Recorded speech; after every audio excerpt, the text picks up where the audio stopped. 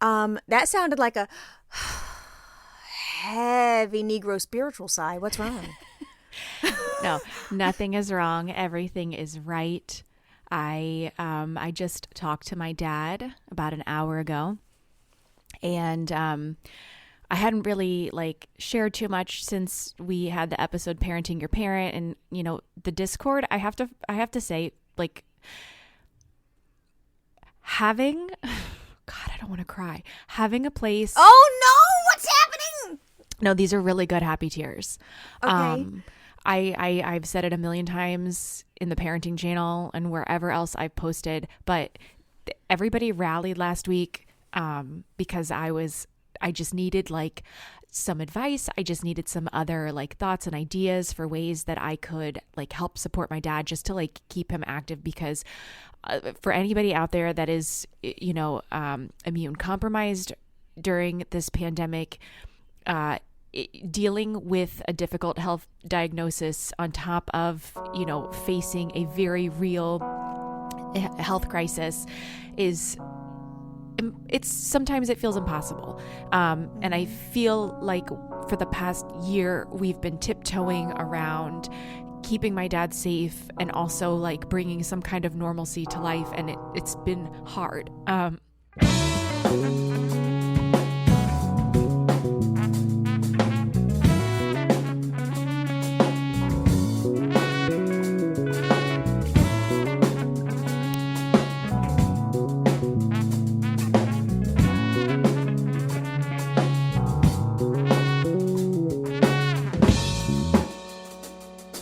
Yes, because it's mindset too. Like he needs to be not depressed. I know that sounds hard and crazy and easier to say than to do. Yeah. So. Oh no, Amanda. No. It's good. So Okay. I'm getting there. So if you haven't been in the Discord, then you probably don't know what's going on, because we haven't really talked about it, because I wanted to keep things private, but I'm really so happy right now.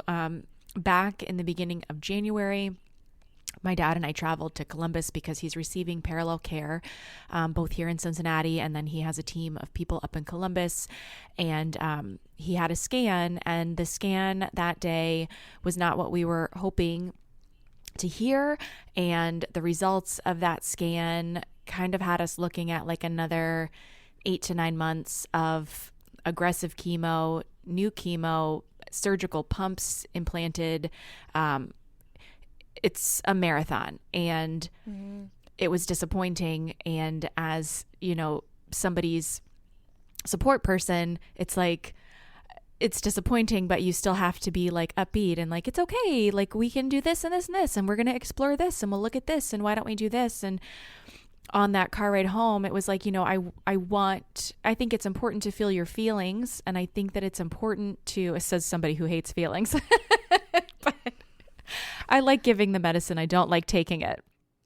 Listen, this is, even you talking about it right now is probably so helpful to a lot of people who don't want to feel these things and who have these feelings and don't want to say them out loud. Like, I feel bad because I don't ask often about it, because I don't feel like I should pry, but also I know how you feel about hard feelings. Yeah. So I'm like, when you're ready to tell me, you'll tell me. But I also, try to respect that he's a private person, Yeah. So like there are a lot of little vulnerable privacy things to discussing this openly like this, but I'm saying I applaud you doing it now, because that's, people go through this and don't know how to process it or even how to start talking about it. So this is like a big girl. I'm like getting goosebumpy. Go ahead, continue. Okay. So not exactly the news we wanted to hear, but also it wasn't bad news, right? So I was trying to reframe it like, okay, listen, they could have said, we have nothing else for you. They could have said, get your affairs in order. And I was like, but they didn't. And I said, so we have another horse to get on. We're going to get on this horse. We're going to ride it. We're going to figure this out. Like it's okay. It sucks. And this is not what we wanted to hear, but like also we still have other options. So On the way home, I said, why don't there's a place here in Cincinnati called the Cancer Center Advisors. And I had mentioned them earlier because that doctor was the one who diagnosed my dad's blood clot when his oncologist did not pick up on it. And he was the one that originally said, this is colon cancer, when the original oncologist here was telling my dad it was something completely different. Mm-hmm. So I said, call them. It's been a minute. They were really helpful the first time. There hadn't been a change in my dad's treatment since he last saw them. So I was like, let's just go, talk to them. Maybe they, as many eyes as you can get on this, get eyes on it. So he went back, and the doctor that he saw originally was like, everything that you're telling me, I would agree and place you on this treatment, but I want to have you send your most recent scans to a colleague of mine. He is a liver doctor. I want him to take a look at it. He's a liver surgeon specifically, because the ultimate goal here was to shrink the tumor enough so that they could surgically remove it. So on Friday, my dad sent his scans to this surgeon and heard today that the surgeon has consulted with 2 other colleagues, and the recommendation is that they can operate. So that means that he does not have to have more chemo. He does not have to wait any longer. He's going to go on the 17th, and they're going to cut it out. And I don't know what comes next, but I honestly don't fucking care, because at this point, it's just like, there's a light at the end of the tunnel. And you have an answer, and you have the solution that you always wanted. Yeah. He's going to feel so much better physically in his body. Right. Chemo has been hard. I mean, I don't wish that upon anybody, to see, some of the pain that he is in, and the frustration that he has with his body just not working and acting like, I mean, God, he was an active guy. Like, yeah. And just to watch somebody that you love, like, lose that capacity for, just being able to get up and do what they want to do and travel and be active and go places, it's really hard to witness. And so the fact that, like, I'm already like planning. I'm like, you know what? Let's go. We had invited him to go to Athens with us last year, to go to Old Man's Cave over spring break. And so I'm like, oh my God, maybe we can take the trip again this year, and we can take him with us, and he can go. And so anyways, I'm just really... And was he so happy? Yeah, he's so happy. So happy. Think about the work that you've put into, like, bringing your dad a piece of joy every day. Like, he has his person to, like, walk him through this, which is crazy, because, like, you don't think as the oldest daughter that it's gonna be you. You know what I mean? Like, it was gonna be you, but now you're in it, and you're doing it, and you've been doing it for so long now. I feel like it's been a long year of this. Yeah. From the time that you found out to the time that you started, like, looking for solutions. It's been like your other job. Well, and as somebody who, like, it's hard to sit still, and it's hard to trust the process, and it's hard to, feel like, I'm an Enneagram 5. I'm an anxious person. I'm somebody that, like, wants to solve this and, like, figure it out and, like, find the solution. That movie Encanto has fucked me all the way up. That surface pressure song or whatever, like, she says, like, who am I if I can't be of service? And it's so true. It's about the oldest daughter. It's the oldest daughter. So it's true though. I haven't even seen it yet.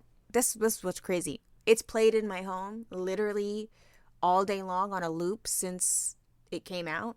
Yeah. I only know Surface Pressure, the song, and we don't talk about Bruno because I just haven't sat down to watch it, and I don't know what that's about. I, like, understand that it's going to bring up a lot of feelings. Oh, yeah. Even though I'm not the oldest daughter, but I just won't watch it. The girls will sit there and watch it, and I'll scroll my phone. I just won't watch it. But, like, now hearing you say that you watched it and you had an emotional response, I'm, like, scared to watch it, which is so weird. Oh, it's it's one of those things where it's like it's for kids, but the adults are thoroughly invested and in their feelings the entire time, even if you're not the oldest daughter. I mean, it is a story of family dynamics and where you fit in and what is your role and how do you participate and what happens when, I mean, the storyline of like being the one that doesn't have the gift, being the one that, doesn't see herself as special, but she really has, a huge role to play in her family. I mean, if you haven't seen it yet, for anybody that hasn't seen it yet, it's definitely something that you want to watch and be prepared to like probably cry a couple times through it. Lennox was looking at me like, are you okay? No, I saw all the reviews and it was daughters. Oh, really? Daughters women. just being fucked up. It was women just be like the memes I've seen even. I'm like, this is depressing. I can't do it. But only because, you have to get into a space where you're also having to examine your relationship with your parents. Yeah. And then I think Maj was trying to explain it to me, like, Bruno's like the outcast brother or something. Yeah. So Bruno is clairvoyant. Yeah, he's clairvoyant and he is a truth teller. And so, he was rejected because he was telling people that things were going to happen. And, obviously not everything that happens to you is good in life. So he, instead of being celebrated for his gift, was rejected because people don't want to hear the bad news. They didn't want to hear that things were going to go wrong. And so in order to spare people of their pain and not tell them the truth, he exiled himself. But he has an important gift. Yeah, it's good. But anyways, that's just all to say that if you're going through hard stuff right now and it feels like it's going to last forever, I mean, and Chris reminds me all the time, in the past 2 years, I really kind of tried to lean into this fact that like, we pick this life. We choose to come into our families for a reason. We choose this life for a reason. We come down here. I believe we come down here fully knowing you see the whole movie. You see from start to finish and you see the good and the bad that you're going to have to experience and you choose it. So I've tried to remind myself that when the bad happens, I've chosen this. Why did I choose this? What do I have to learn out of this? Yeah. So anyways, I don't. When you say that, you mean like, when your personhood was being formed in your mother's body, like the soul that came to be. Yeah. It was this at this time because of these reasons. Yeah. You mean that? Like, like when you lose a baby and you have to like figure out why you lost that baby, and then you have to convince yourself that it wasn't the right soul. Yeah. At this time. Or I had a reading a year ago. I was gifted a reading and the woman that I met with was like, doesn't necessarily have to be that it wasn't the right soul at the right time. It could be, but she was like, he wanted to experience what it felt like to be loved by you. And she was like, he's still there because he wanted to feel that. And I was like, oh my God, that's the first time that I had ever considered that could be an option. So anyway, so when the theory is that, your soul, like we come to earth school, we come to earth because we have to learn something. Your soul, is, your purpose is to experience life. And so we choose to come to earth to experience life as a human and what that entails. And so when you come, you choose your parents, you choose the family that you're going to be born in, and our kids choose us. And there's lessons that have to be learned. And so when it sucks and when it's hard, we have free will, but I think that to not consider that there's an opportunity here for you to, end generational trauma, to end certain cycles. Maybe I was brought here to help my dad. Maybe That's not a maybe, that's a definite. So I don't know. I'm just really happy. I'm just really, really happy right now. You should be. And you worked so hard to get to this place with him. And he earned every moment of it. And he's not going to be in pain anymore, Yeah. I'm talking about emotionally. Like, I understand the physical stuff on his body is hard, but I'm talking about, like, this is a man who had a motorcycle. And he had a whole life. He had an active... He was a traveler, Yeah. Like, that shit fucking was taken away from him. At the worst time, too. The pandemic and on top of it. Yeah. And, like, watching AJ kiss that little laminated cutout of my dad's head, I was like, oh, God. Oh, so now I'm like, okay, let's get through this. Let's get you well. Let's get everything, like, back online, and then ship your ass off to the Philippines. 100%. 100%. That he's going to, touch the sky there, fucking the earth, be in the motherfucking arms of a literal entire village. Yeah. That's like, Daddy Jim is the shit. It's true though. Like he spread joy and wealth in ways that changed their actual lives. Like, it's a big deal. And so, like, that's some pay it forward shit. That's some like soul food actual shit. Yeah. So, like, I have always felt like when he's better, it's time for him to go there. And it'll be a thing where, you as his person accept that and you go there and you bring your people there. And instead of, having him be in your life here, it's you be in his life there. Yep. Which will in turn enrich your children's lives. Because adding that element of travel and adding that element of just, brown people. I know that sounds crazy. I'm serious though. No, there's something really powerful and transformative about getting outside of like what you know as an American. Yeah. That you achieve through travel. And like when you have that as a child, when you see the world in ways where your regular American life is not your only understanding of how life can be. Mm-hmm. Like, it's because, my dad was in the military. I saw a lot in a very little amount of time until, we moved to the States. So, like, not that I'm worldly, but, like, I just have a different... Yeah. I have a different worldview because, the United States of America wasn't my first foray into the world. So that shapes a person. It makes a person like, it just, it expands your mind. And I think that's like such a wonderful gift to give to children. Mm-hmm. The gift of travel and like, you are not the only person on this earth that exists. And this is how other people live. Yeah. And this is how other people eat, and this is how other people sleep, and it's little stuff. It's little stuff that you open the world, to your kids. And I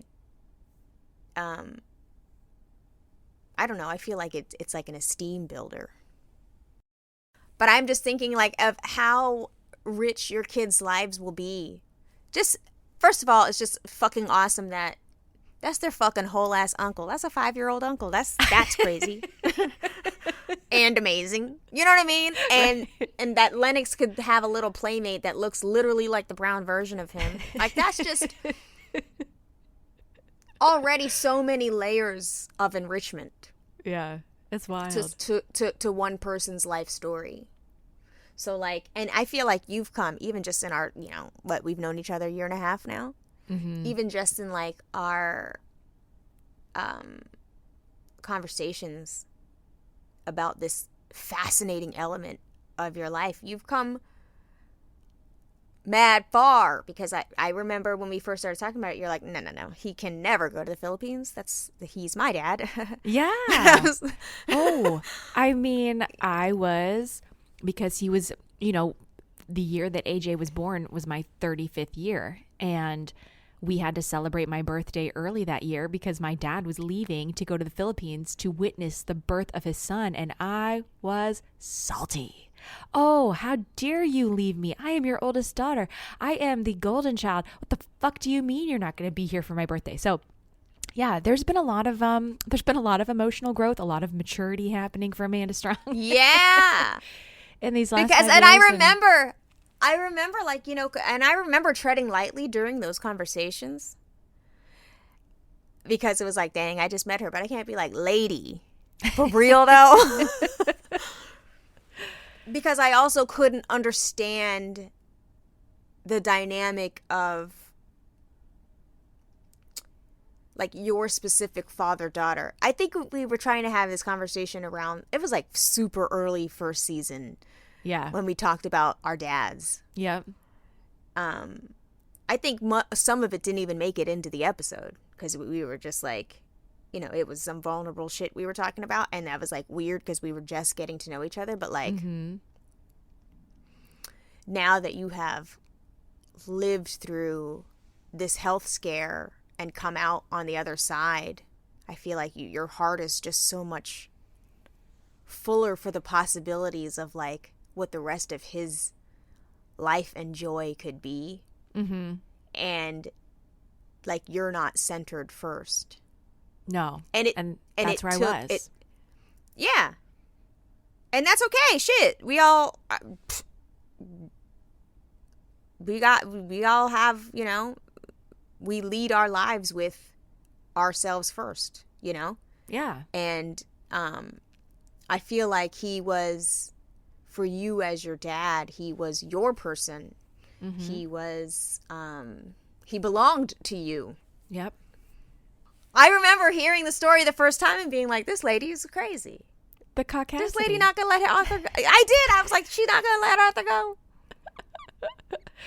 Yeah, but I think really the relationship that I had with my dad has always been strong, always been one that I've leaned on, and just reliable. And my dad lived with us for a year when he sold his house. There has been like a mutual, like some shit's gone down in the past 10 years. And so in that time, he's been the, outside of Chris, like the only family that I have to rely on. And so the thought of losing that was unbearable. And then the thought of, oh my God, my dad could move away and leave me. The thought of being abandoned again, I was like, this is my dad. I'm sorry, but he's mine. No, but then think about how, it was painful and it's terrible, the diagnosis. Yeah.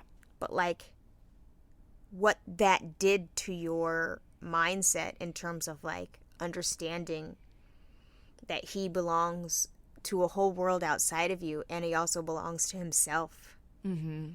And that your role in his life was to preserve this man's relationship with his self first. Yeah. I said his self. I'm just country. Himself. I gotcha. But it's just the power of like understanding your own mortality and your parents' mortality. Like when you're really facing it head on, because there's just so much of growing older that you just avoid, like Shorty was just in the hospital last week and I know he went for a normal checkup and they were like, oh yeah, those 2 arteries that we cleared when we gave you quadruple bypass surgery, those are completely blocked again. And Melissa, we don't understand how you're walking around. And I was like, what the fuck? But like when I got the phone call from my dad out of the hospital, like the way he treated it was so casual. So it makes me feel like I got to treat it casual. Yeah. Because facing the mortality of your father is not I don't want to do that. I watched you do it. I don't like it. Not doing it. And like, I'm just not doing it. So like, there's a level of like being able to avoid it for as long as you can. Yeah. And like you were put in a position where it was unavoidable. You now have to face this. So like it was the only thing that, it rose to the top of your list of things to do. Well, and the medicine there that has been much needed is that, after Luca,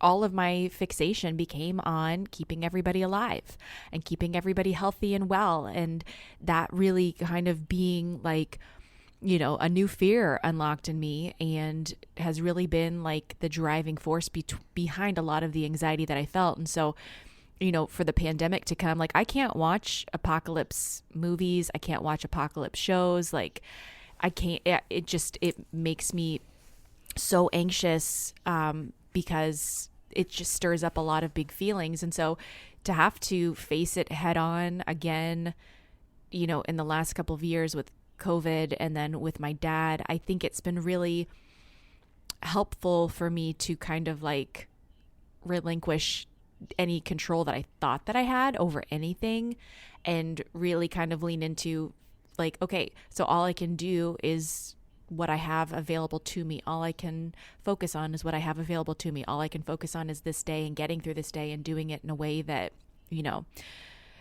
is going to allow me to live. And 2022, hot, dumb, and happy is I think where I'm going to continue to reside, because I just can't stay in this constant state of hypervigilance. It's not sustainable.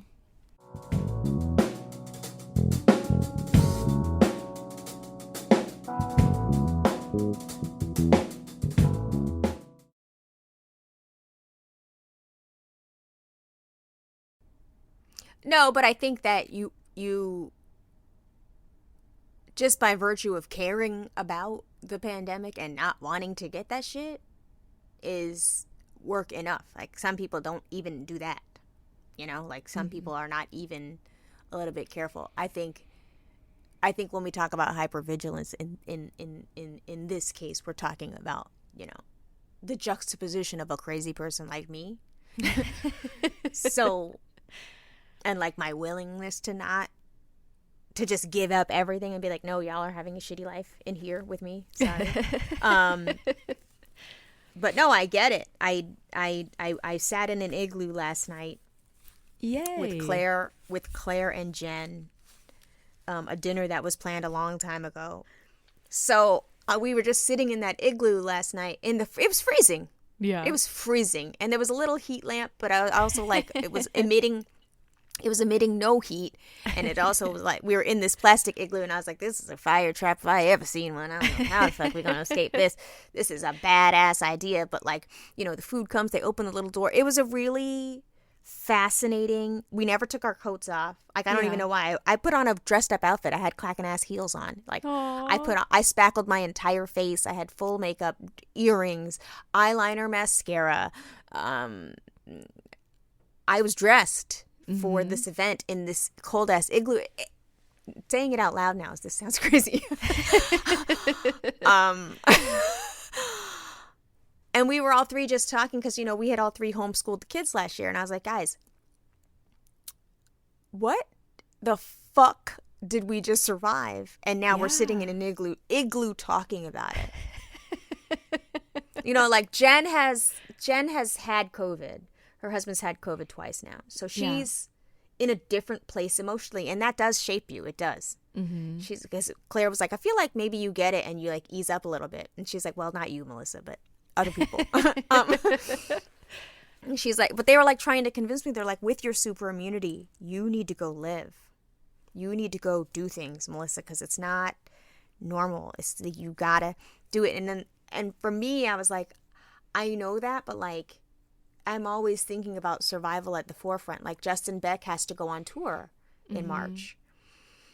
And like, I don't want to have fun and do stuff and risk him being sick and getting long COVID and then him not being able to do the things that he loves to do, which is play music, even though he hates touring. But also that's risking an income stream. Like, I'm like, sure, I'd love to travel. Sure, I'd love to have a piece of normal, but I also like, my risk assessment is crazy because I'm worried about, mortgages and whether or not my husband's going to be able to fucking, haul shit and be the strong guy that he is and not, be sickly and miserable. So like, I guess what I'm getting at is the emotional toll of all this shit. Like, it's just one after the other, after the other, after the other. This is not, we are traumatized. Right? This is not normal. No. And it's like, how do we come out of it in a way?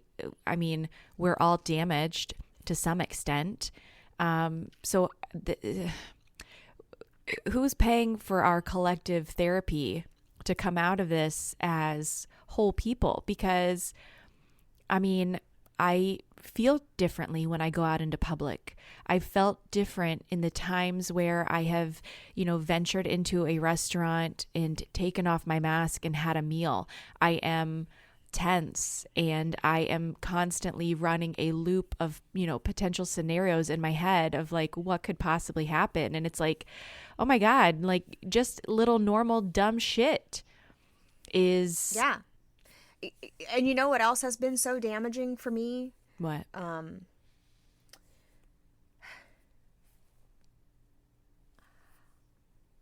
I'm like angry that people don't care. Yeah. I'm angry that I still care. I'm like, why can't I stop caring? And that sounds so dumb. No, it doesn't. Like, why can't I turn it off? Why can other people turn it off and I can't? And I need to turn it off because I know that it's making me, I know that I'm upset. Like, I know that it's toxic on my actual physical body. Yeah. And I've also been really angry about the fact that I fucking had COVID. Like, I'm still mad about that. Still mad. Yep. It's been 26 days, and I'm just like, am I going to be mad about having had COVID this whole time? Because it's like an injustice to me. Yeah. But like, I already know what it feels like. This is going to sound crazy and highfalutin and like, wow, that was a reach, but it's not. I already know what it feels like to like walk around under a dark cloud of like misery and upset. And not because I want to, just because like Enneagram 1, I feel very strongly about issues of justice. I feel very strongly about issues of anti-blackness. And it's just inside me. It's just who I am. It's not that I'm race obsessed, whatever. So like, I always have that cloud, but that cloud on top of the pandemic, on top of always worrying about whether or not my children are going to be kidnapped. Like, it's just the way that my brain is wired. Yeah. And so I feel like a part of like why I lean so heavily into self-deprecation and like comedy is because I have to temper that dark cloud. If I'm under that dark cloud all the time, like I could be making other choices. And that sounds crazy to say. Like my state of mental health could deteriorate so much if I don't find like little stupid joys. Yeah. Or little ways to laugh and like make other people laugh, which is, I definitely should be talking to a therapist, but this is not a sustainable amount of the dark cloud. No. You know what I'm saying? It's a daily dark cloud. We're going on year 3 of like the hyper-vigilance on top of like things that should make me happy don't really cut it. Yeah. Like I've even gotten into remember see how things change. Shopping. Remember I said I hate shopping and you were like, I love it. I love getting the package. I love this and that. Yeah. I have sought shopping. To fill that emotional hole? Yes. I get what you were doing now. You're like, oh, the package. Okay. Something to look forward to. Welcome to the club. Because I didn't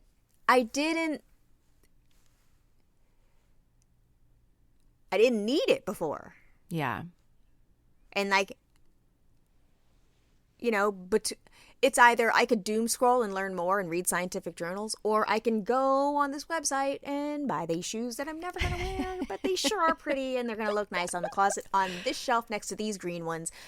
I have so many colorful new clothings and shoes and accessories. Beautiful, beautiful clothes. Yeah. That I'm never going to wear. I've been purchasing gorgeous, like the person that I could present sartorially is so fabulous. I don't know who the fuck she is. I don't know where we gonna meet her. But she makes me so just looking at my items. Yeah. That's sad. That's sad. No, but honestly, it is a way of coping no different than folks who like to cope with food and folks who like to cope with drugs and alcohol and sex. Like, there's just different levels of vices. And so I think that if you're aware of it and you're mindful of it, and it's something that brings you some happiness in a moment where things are otherwise dark, then lean into it. As long as it doesn't become a problem and you like shop your way into like hoarders level problems or like credit card debt out the wazoo, I see no harm in it. To be quite honest, last week my pain was in the shape of a facial and I went and got that shit. You inspired me to go. Yeah, and I felt so bad. You were like, she did an add-on and it brought the price up crazy. And I was like, well, that's what it is though. That's what you have to do. You were like, I'm like, this shit better be awesome. I was like, it's gonna be, and you're gonna have to get it every week now. I'm sorry to inform you. Do you have an additional $600? Right. They sent me a little survey afterwards, like, how is your service? And so I went ahead and filled it out and they're like, do you have any other notes? And I was like, yes, actually I do.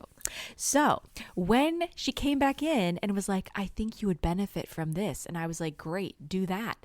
I said, she should have told me, and that will be an extra $60 on your total today. And then I could have made the decision to say, well, I was only expecting to pay this, so let's not do that. Or I could have given consent. And I was like, but I had no idea. And so, when you're going to pay and you're in this fancy ass spa and it smells like lavender and, all of your hopes and dreams of looking like the teenage babysitter, and they tell you your total is a good, I think I paid $80 more than what I thought I was going to be all in. I was like, God damn. Okay, well, let me stop you right there. I'm sitting on your right shoulder and I have on a red outfit. We don't give a fuck how much it costs, so just get that out of your mind. You were already in a position.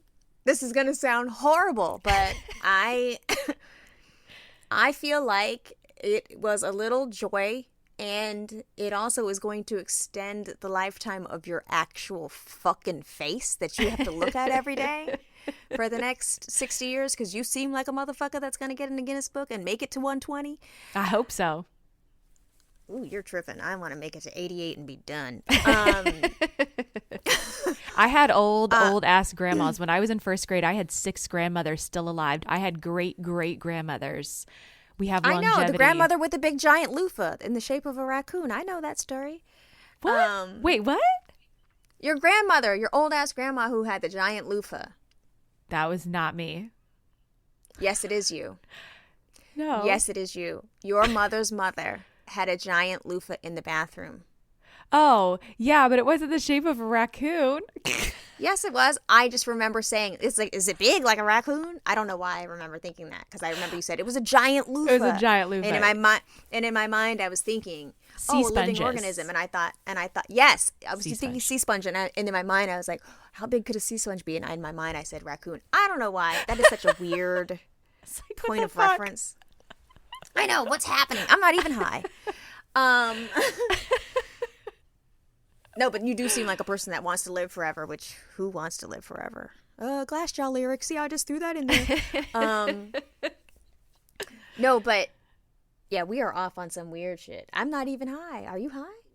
No, I'm not high. I should have. I don't smoke anymore. Thought. I don't smoke anymore because I'm scared that I have COVID lungs. I thought that was becoming part of your personality in 2022. I know. And then COVID happened. So, yeah. And no, I have cute little pens that have not even opened. They're still in the box. I have a lot of cute things. I have flour that I've been waiting for Megan to come over and roll me little tiny things, but she's also going through something right now. Yeah, it's everybody's going through something right now, and it's like, I miss my friends and I love my friends and I want to hug my friends and I want to be with my friends, but I also don't want to do anything. Yeah. Yeah. I also just want to be in here safe and not get anybody sick and not kill anyone. Mm-hmm. You know, because the things people are going through are, you know, isolation to protect immune compromised people. So who am I to want Megan on my couch and have coffee? She can't right now because she's dealing with an immune compromised old person that she loves. Yep. So it's like, fuck. This is not sustainable. No, it's so fucking sticky.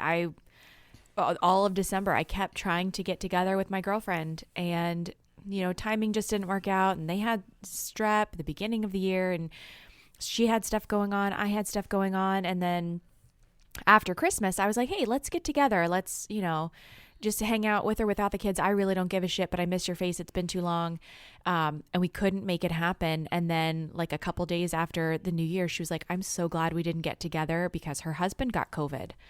And I was like, oh my God. And so we've had all of these little near misses. Like Bennett had been invited to his friend's house, and then he was like, I don't want to get COVID. And I was like, you're not going to get COVID. It's okay. You can go play. Like I'm trying to encourage my kids because I don't want them to be damaged.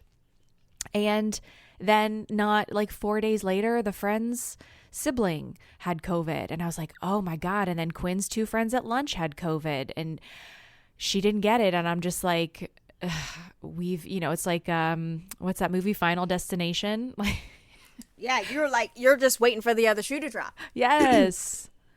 You're waiting for, you're going on your 19th life. Like, what the fuck? Basically. And she was sick this weekend, and I got a text from her on my way home from work, because when I leave on Saturday mornings, nobody's awake because I leave at like 7:15.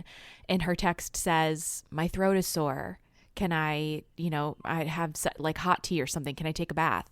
And I was like, first of all, why didn't you tell your dad? She's like, I didn't want him to be mad at me. And I was like, nobody's going to be mad at you if you have COVID, like maybe just a little bit. But well, I'm still mad. But I was like, okay, took a rapid test. We had 2 rapid tests in the house. So I gave her a rapid test. It was negative. I was like, don't come out of your room. Everybody's going to wear masks. If you got to come out, like you have to wear a mask. Took her for a strep test. Strep test was negative. They were like, do you want a PCR? I was like, absolutely. Gave her the PCR. She stayed in her room all weekend. God bless her. I felt so bad Sunday night. I was like, are you lonely? She was like, a little bit. Can I have a hug? I was like, yes, you can have a hug, but you still got to stay in here till tomorrow. Because then I was like, if it runs through everybody, then in my mind, I'm doing the math of how much longer I have to wait to see my dad. I'm, trying to get together with him once a week and do COVID safe activities. So luckily nobody else, knock on wood, has been sick, and she had a stack of negative tests. So finally I was like, oh, you're good. You're fine. But scary shit. It is. And the idea that you could get it again, like I'm sitting in that igloo, like this is safe, Melissa. This is safe. You're okay. You literally recovered from it. But it was just like, everything is a fucking calculated risk. Everything is a thought. Everything is a process. Everything is I got to decide this and that. And like, I don't have the thing where people have, where there's just like, you have to live with it. I don't have that. Yeah. And I wish I could get it, but I'm not going to be in that zone until my husband gets back from this tour. Mm-hmm. Safe and sound, with the bag secured, and his lungs still functioning. Like, yeah. I'm not gonna be okay until that time. But then you think about it and you're like, okay, so let me make it to February, let me make it to March, let me make it to April, let me make it to, how much longer am I gonna keep making it to the thing? Yep. How many more months am I gonna put off until this part's done, and then this part's done? Because every day there's gonna be another hurdle. Yep. I know. And now I'm thinking, oh God, Shorty better not get sick, because then I got to go down there. Yep. And I can't go down there. So is he okay? Perfectly fine. He said he's perfectly fine, but, what does that mean? Right. He said, I'm feeling good. They told me to stay in the house 3 days, rest. I was like, okay. And he's like, you feel tired? He's like, man, I feel tired, but I feel okay. But it's one of those things where, like, this man has 9 lives. He's, he has not changed his lifestyle since that quadruple bypass surgery. You know what I'm saying? Like, he's going to drink his beer. He's going to go do what he wants. This motherfucker did not use his passport for years and years. And then a pandemic came and he's like, you know what? I feel like going to Aruba. What? You have a fucking heart condition. You have diabetes. You have high blood pressure. You have all the reasons why you should not get COVID. Yeah. And this was pre-vaccine. Yeah. Okay? So it's just like, I spend a lot of time worrying about them.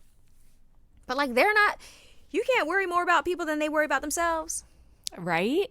It's impossible to do. I know. I found out my dad had been out gallivanting, like, after Thanksgiving, I think. And I was like, bro, we have literally been living our lives like fucking hermits. I don't want to hear that you didn't have a mask on during this interaction. I was like, because like, if this doesn't kill you, I will. So let's get it together. Yeah. And I don't know. I gotta, like, I'm at the point now too, like, just hearing Jen and Claire talking about, the activities that their kids do. Mm-hmm. Those are calculated risks, and, like, I just haven't made those, and then I just felt so sad for my kids because I just don't do that. And, like, we just quit Krav Maga, so I took away the one thing that they had that they didn't even really like, but I took it away. So then, I asked Jen to, like, give me the number to the dance people. Yeah. And I'm just gonna have to do it. I don't want to. But, like, my kids are going to be weird. Without the homeschool. They're weird already. Yeah, they're weird already. They're weird already. They're interesting people already. But, like, I don't want them to be awkward. Yeah. It's, we're still the kids still have their activities. And they've been good. I have no complaints, and there was some talk about it in the Discord the other day, and I was like, private businesses have, I don't know how your things are there, but here our experience has been, the private businesses where my kids take their lessons have been very strict about their protocols because they can't afford to shut down. They can't afford to have people out. So I felt really comfortable with the activities that they've been doing, and I've, felt okay continuing to send them. And it's been good for them to get that socialization time because, they've got friends that don't necessarily go to their schools that show up at these things, and it's their time to, hang out and be active and, not listen to me yelling at them while they're at the house. I feel terrible, but really I feel the worst for Shira. Because, like, Maja FaceTimes with friends, and Maja, she just got her Roblox back. That was her birthday wish. Her one birthday wish. But, like, Shira does not have a normal kindergartner's life. Yes. At all, by any stretch of the imagination. This poor girl. Yeah, Lennox too. I've been feeling big feelings of guilt recently. I was thinking the other day of all of the things that he hasn't gotten to do that Quinn and Bennett got to do. And, like, last week, there's a little neighbor boy on the street parallel to ours who he's been talking about for weeks. And I don't really know the family, so I didn't feel comfortable inviting the child over, to be in the house because I just, trying to mitigate risk. And so last week, Lennox was like, can he please come over? We'll only play outside. We'll jump on the trampoline. It's like 15 degrees. And I was like, okay. So the kid came over. They bounced around on the trampoline for about 25 minutes. Both of them were like, it's freezing cold. The kid was like, I want to go home. And I was like, go on ahead. And he was alive. The kid, he hasn't really had play dates. Yeah, Cher doesn't have that at all. And I feel so sad because I got to play with her. And like when it's true though, when you're playing for 4 hours with your child, you look at the clock, bitch, it's been 4 minutes. It's Yes. It's you think hard. you're really in there. And like, I'm making backstories. Come on over here, Shira. You know, like, we're going to go camping. I don't know. This is so hard. Like, she's like, no, Mommy, don't say that. Say this. And I'm like, girl, we're already playing. So can I just be the character I want to be? Like, and then I find myself arguing with a little kid. Just play the game she wants to play, Melissa. Jeez. Yeah. She has no fucking friends because of you. Like, what the fuck? Let this little girl live. And like, I found that little things that make Shira happy, I just give it to her. I don't care. In fact, she got in trouble last night because she goes, "Hi, Beach, eat your bucking pretzels." "Hi, Beach, eat your bucking pretzels." I said, "Excuse me?" I said, "Why would you say that?" And she goes, "Well, it's not cussing." And like, I could see that feeling like she was cussing felt good. I was like, you know what? I don't even give a shit. Yeah. I said, "Hey, Beach." She just go ahead and say that.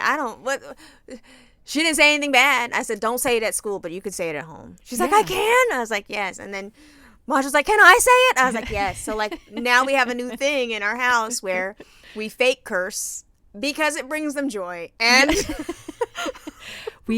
that's so funny that you say that, because the day that we were coming home from the sap collecting, I don't know why this started, but everybody was like, something came up about like cursing. And I was like, okay, you can each say one thing. And so Quinn went right for it and was just like, fuck. And I was like, wow, okay. You couldn't have even like started small with like, damn it. And now it's just a thing where like they can have like a moment, like 60 seconds where you all can just like let off and say whatever you want to say. If it makes you feel good, go for it. Because I really don't care anymore. Yeah. Listen, think about all the joy that I have saying fuck. I say fuck a lot. Yes. And it helps with pain management. Fuck is seasoning for me. It makes everything better. So who am I to deny my children the power of fuck? Yeah. They have to say buck, but still. Go right for it.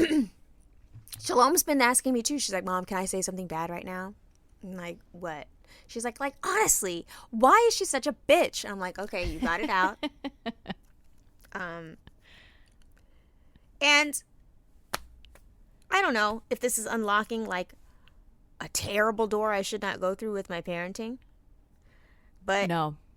How else can you bond with your children when you're in the house with them all day long? Like Shalom and I have started watching Unusual Suspects. She's like, "Well, he's definitely the rapist." I'm like, "You're 12. Why are we watching this?" But like, that's our time together, you know? Yeah. Like, I make her a hot chocolate. We sit side by side, you know, she's got her laptop on.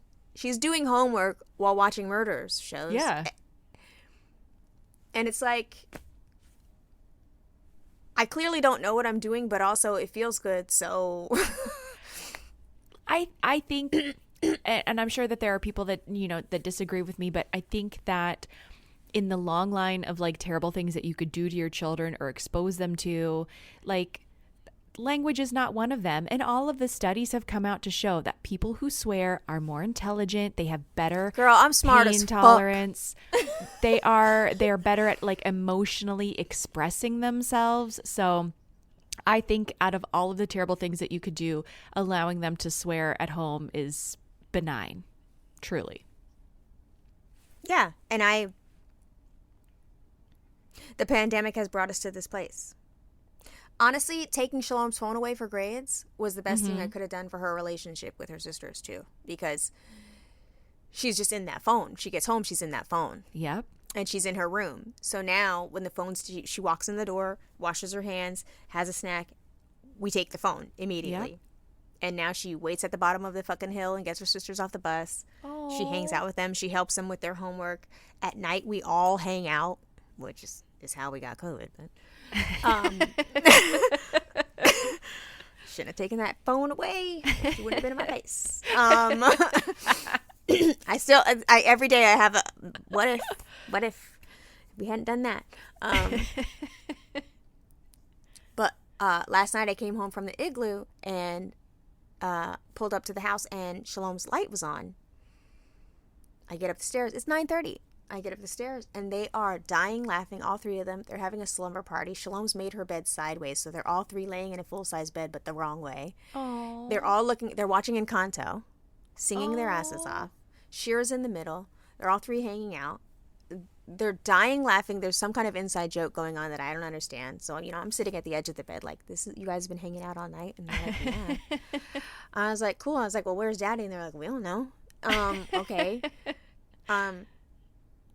So then this morning, Masha goes into my phone, and she opens Shalom's TikTok. And she starts scrolling through Shalom's TikTok. Mm-hmm. And I said, what are you doing? And she was like, I'm looking at her TikTok. I go, you can't do that. That's private. Stop doing that. And she goes, no, I want to understand her. I want to understand the person she's become. I was like, excuse me? Masha. And she's like, Mom. I know. She goes, Mom, think about it. Last night was the first time that she's asked me to hang out in her room since 4th grade. Since she was in 4th grade, I've waited 3 years to hang out with her. I was like, oh. So, like, Masha's sitting here trying to, like, understand her sister so that she could, like, vibe on her level. And I'm like, wow, I should have taken Shalom's phone away after school every day years ago. Because Masha's been dying for her attention, hasn't gotten it, and instead has, had to hang out with Shira. I mean, she's cool and everything, but she doesn't even wipe her own butt. Yeah, she's like, after a while, she can't aspire to be Shira, but she can aspire to be Shalom. So it was just like so cute. Whatever. The point is, I still need to get my kids into some activities because we're all becoming very weird in here. We're all becoming very weird in here. And that's okay, but we're already weird. Yeah, it's good to have time apart. It's good for the kids to have, things that are individual to them and that they look forward to and enjoy and, take instruction from adults that are not you. And it's all good. Oh, not the pandemic. I know. Fuck this pandemic. Fuck it so hard. There you have it. Another episode of Imperfect Strangers podcast. I apologize in advance if you hear my kids arguing in the background, but they are having a moment and I'm just going to pretend like it's not happening. So I encourage you to do the same. So thank you as always for listening to this show. You can find new episodes of Imperfect Strangers every Friday wherever you listen to podcasts. You can catch us on Monday nights. Guys, we are changing the time back because 8 o'clock for some reason is like really hard. So, oh my God, here they are. You hear them? Mondays, Instagram Live, 7 o'clock Eastern. Is that 4 o'clock Pacific? You do the math. You do your time zone. I'm telling you 7 p.m. Eastern. You do the math for your time zone. And listen, if you can't catch it, we archive all of our Monday Night Lives for our patrons. The actual friends and strangers with benefits get access to all of the archived Monday Night Lives. So miss a lot, but you can catch up over there on Patreon. And with that said, talking about Patreon, our stranger friend Megan, Mrs. Stetz, reminded us that, oh my God, we have not done a dedication to our patrons. And you know what? We have some new patrons in here. So without further ado, huge shout out and a thank you for being a stranger friend and for supporting this podcast to Carrie Ann, to Sarah B, to Jennifer C, to Jessica A, to Melanie Y, to Gina B, to CT and Michelle R, to Barry and Maya C, to Keisha, Tanika, Rachel, Sarah P, Maria M, Stephanie, Angie F, Marisa, Estelle, Irene, Britt, Cherie P, Brittany C, Kim Q, A May, oh God, I think I butchered that, AIMAY, sorry about that, you can tell me how to pronounce that. Sorry, I hate mispronouncing people's names. Charlotte K, Emily M, Tia B, Henriette M, Mary O apostrophe B, M, and I'm gonna fuck this one up too, And I know there's a special way to say it, but I'm just going to spell it Ngam. I'll be reaching out for you to get those phonetics as well.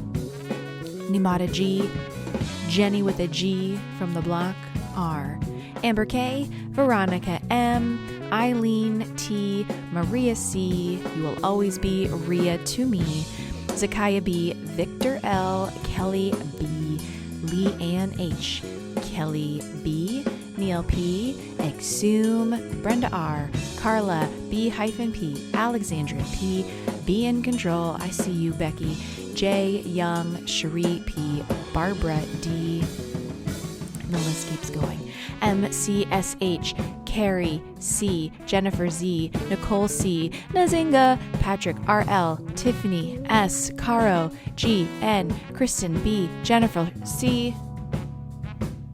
Okay, throwing hugs at Kristen B, Janelle C, Jessica R, Aaron D, Gregory A, Casey T, Natalie B, Kendra L, Megan, Aaron M, C, Moni B, Kristen W, Kimberly N, Rufio, Erica, Jixa, Bailey K, Stephanie J, Jen B, Liz W, Jessica S, Cameron W, Wendy W, Shelly C-B, Summer, Claire R-B, Sahara S, Nick M, Sheila A, Kristen B, Kelly W, Tia, and Tamara. I'm just kidding, just Tia.